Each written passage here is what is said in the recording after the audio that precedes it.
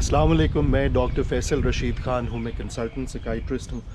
आज मैं आपको एक कहानी सुनाना चाहूँगा एक ख़ातून की, जो कि पंजाब के एक दूर दराज़ इलाके से मेरे पास आईं। पढ़ी लिखी, शादीशुदा, उनके औलाद नहीं थी।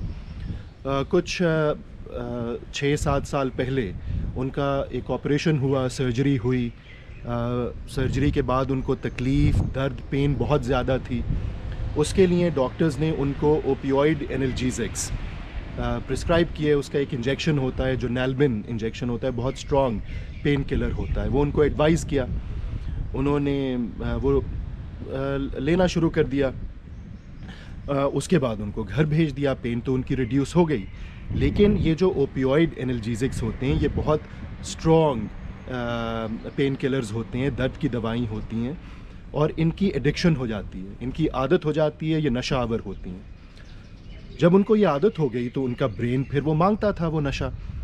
उन्होंने उनके शौहर को तो नहीं पता था, अपने किसी खावंद आसपास की फार्मेसी से उन्होंने पता किया, नुस्खा उनके पास था पुराना, उसने उनको प्रोवाइड करना शुरू कर दिया।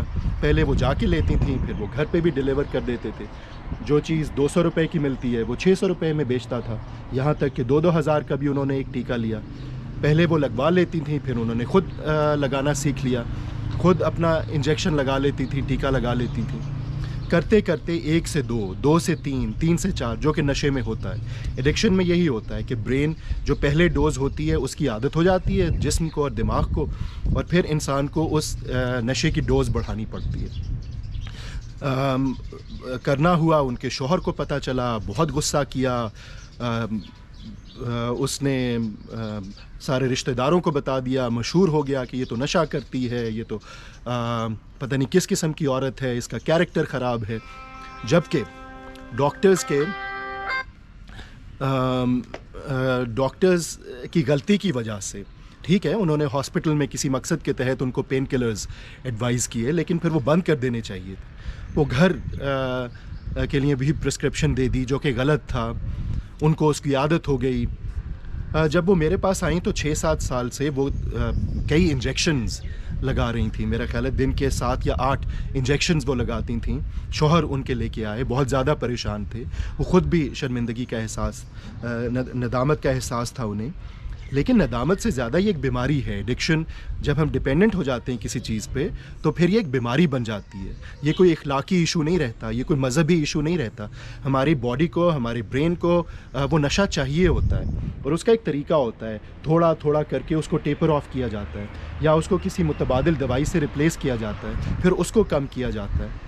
तो ये इंसान के बस में फिर नहीं रहता जब ये बीमारी बन जाती है। और वही उनके साथ हो रहा था। उनको लेबल भी किया जा रहा था, उनको बुरा भला भी कहा जा रहा था। ईमान की कमज़ोरी, बुरी मुसलमान, बुरी औरत, सब लेबल्स लग रहे थे। लेकिन किसी ने ये नहीं सोचा कि अब ये किस कंडीशन तक पहुंच गई हैं, और ये शुरू कैसे हुआ था। ये इन्होंने ख़ुद तो नहीं शुरू किया, ये तो सर्जरी की वजह से, डॉक्टर्स की गफलत की वजह से वो इस नशे की आदी हो गई। परेशानियाँ तो थी उनकी लाइफ में, औलाद नहीं थी, हस्बैंड वाइफ के आपस के मसाइल थे, फाइनेंशियल मुआशी मसाइल भी थे। लेकिन खैर फिर उनसे बात करना शुरू की। नशा वैसे ही छुड़वाना बहुत मुश्किल होता है, मरीज़ की अपनी मोटिवेशन होना बहुत ज़रूरी है। वो थी मोटिवेटेड, वो चाहती थी छोड़ना, लेकिन उनसे छूट नहीं पा रहा था। उनको मुतबादिल दवाइयाँ दी, उनकी काउंसलिंग हुई, दूर से आती थी, रेगुलर विज़िट्स नहीं कर सकती थी, तो 1 महीने 2 महीने तक के लिए दवाई देनी पड़ती थी। और नशे में वैसे भी आइडियल सिचुएशंस में भी रिलैप्स, यानी दोबारा नशे की तरफ चले जाना बहुत आम है।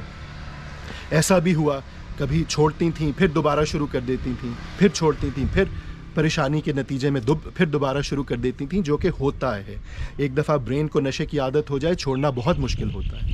मकसद क्या है इस सारी कहानी का, कि आप ये समझें कि लोगों को जज नहीं करना चाहिए, उनके बारे में अजम्पशंस, मफरूज़े नहीं बनाने चाहिए। हमें नहीं पता वो ज़िंदगी में किस मुश्किल से गुजर रहे हैं, हमें नहीं पता वो नशे की तरफ क्यों गए हैं। तो इसलिए अपने दिल को बड़ा करें, अपनी सोच को बड़ा करें, वसी करें, और दिल में लोगों के लिए रिस्पेक्ट पैदा करें, उनसे हमदर्दी, उनकी मदद के लिए आगे बढ़ें। आपके वक्त का बहुत शुक्रिया। अगली वीडियो तक खुदा हाफिज़।